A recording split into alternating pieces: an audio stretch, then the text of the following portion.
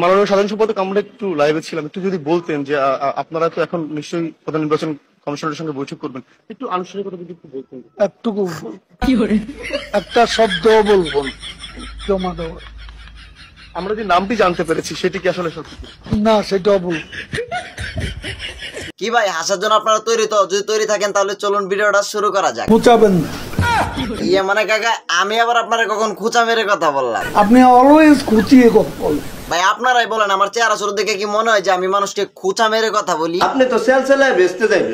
ইয়ে মানে কাকা, আপনি কি আমার প্রশংসা করতেছেন নাকি পাবলিক প্লেসে অপমান করতেছেন? এটাই তো বুঝতেছি না। এত বোঝাবুঝি বাদ দিয়ে চলেন আপনাদেরকে ভিডিও দেখাই আগে।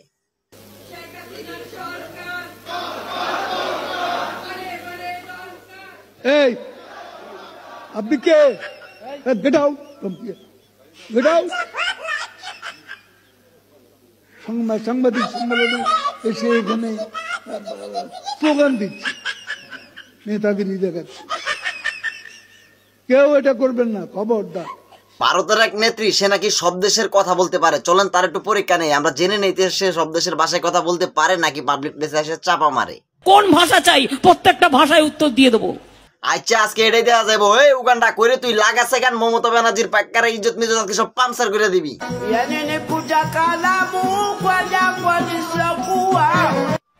কি বলে? ভারতের এক নেত্রী চাপা মারছিল যে কোন দেশের ভাষা চাই, সব দেশের ভাষায় উত্তর দিয়ে দেবো, কিন্তু দুঃখের কথা সে তো উগান্ডার কাছেই হেরে গেলেন। যাই হোক, ভারতের বিষয়ে কথা বাদ দিয়ে চলেন আমাদের দেশের উবাইদুল কাকুর কাছে ফিরে নিয়ে যাই। ফখরুল সাহেব, উনি তো আজকে উপস্থিত হইতে পারে নাই, উনি গেছে দূরপাড়ের রাজপথ দখল করবার জন্য। এখন আপনারা কি করবেন? আমরা দাঁড়িয়ে দাঁড়িয়ে ললিপপ খাবো।